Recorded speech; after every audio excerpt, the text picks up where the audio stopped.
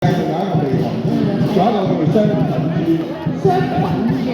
之前頭先我就雙粉豬，而家就做緊哇！而家呢個好犀利喎，地糖豬。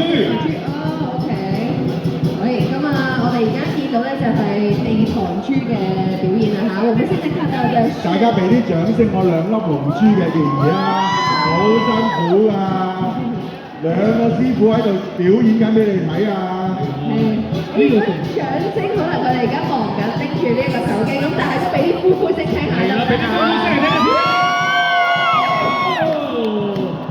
哇！好犀利喎！呢個地糖豬，我見到阿豪哥佢哋練呢下係最緊要講求啲咩咧？兩個嘅配合啦，同埋力量嘅表現。其實你睇下我哋兩粒龍珠係倒後行㗎。係。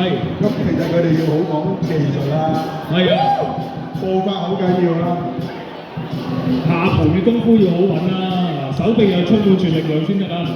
而且仲要對抗住呢個咧，哇！嗰啲香嗰啲溫度好熱好熱，你睇住啊！我哋見到佢哋一班健兒嘅表演，俾啲聲嚟聽下先。哇！係啦，就為佢打氣啊！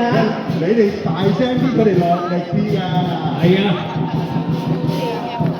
你哋知唔知佢哋真係練咗好長時間先可以進行到咁嘅表演？所以我想咧，即係懇請兩邊嘅觀眾們，俾啲歡呼聲我哋一班健兒好冇？我現在看的是這個